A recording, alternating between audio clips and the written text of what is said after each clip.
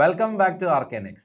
NEET 2025 ചോദിച്ചൊരു question ആണ്. Question നോക്കാം. What are the potential drawbacks in adoption of the IVF method? Okay, drawbacks of IVF ആണ് ചോദിച്ചിട്ടുള്ളത്.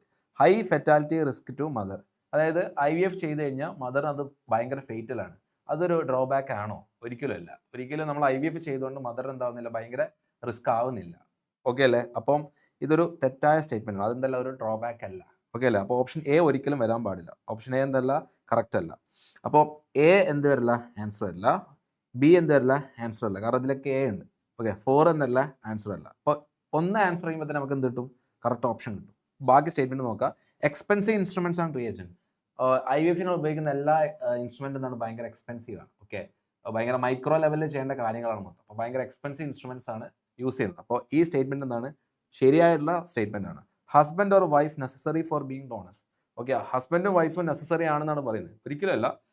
നമ്മൾ എന്തെങ്കിലും ഒരു ഡോണറിനെ വിളിച്ചിട്ടും ഓക്കെ, ഹസ്ബൻഡും വൈഫ് അല്ലാത്ത, അതായത് ഒരു വൈഫിന് എന്ത് വന്നു, ഓവം പ്രൊഡ്യൂസ് ചെയ്യുന്നില്ല, സക്സസ്ഫുള്ളി എന്ത് ചെയ്യുന്നില്ല, ഓവം പ്രൊഡ്യൂസ് ചെയ്യുന്നില്ല. ഓക്കെ, നമ്മൾ എന്ത് ചെയ്യും, ഒരു ഡോണറിന്റെ കയ്യിൽ നിന്ന് പുതിയ ഒരു ഓവം വാങ്ങിയിട്ട് അങ്ങനെ നമ്മൾ ചെയ്യാറുണ്ട്. ഓക്കെ, അപ്പം നമ്മളവിടെ ഒരു വൈഫിനെ വേണം നിർബന്ധമുണ്ടോ? ഒരിക്കലില്ല. ഓക്കെ, ആ സ്റ്റേറ്റ്മെന്റ് എന്താണ്, റോങ് സ്റ്റേറ്റ്മെന്റ് ആണ്.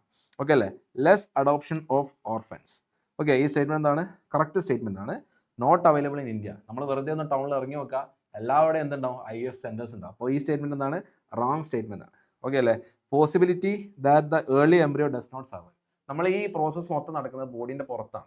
IVF നടത്തുന്ന എവിടെ, ഒരു ടെസ്റ്റ് ട്യൂബിനകത്തെല്ലാം ബോഡിന്റെ പുറത്ത് വെച്ചിട്ടാണ് ഈ പ്രോസസ്സ് മൊത്തം നടക്കുന്നത്. പക്ഷേ ഫെർട്ടിലൈസേഷൻ നടത്തി സൈഗോട്ട് ഫോം ചെയ്ത് അത് എംബ്രിയോ ആവണമെന്ന് ഒരു നിർബന്ധമില്ല. മേ ബി അത് ഫെയിലിയർ ആയിട്ട് പോവാം. ഓക്കെ, അപ്പം ഒരു എന്തുണ്ട്, possibility that the early embryo does not survive ചെയ്യാനുള്ള ഒരു പോസിബിലിറ്റി അവിടെ ഉണ്ട്. അപ്പോൾ ഈ സ്റ്റേറ്റ്മെന്റ് എന്താണ്, കറക്റ്റ് ആയിട്ടുള്ള സ്റ്റേറ്റ്മെന്റ് ആണ്. അപ്പോൾ ഓപ്ഷൻ നമ്പർ 3 ആണെന്ത്, കറക്റ്റ് ആയിട്ടുള്ള ആൻസർ.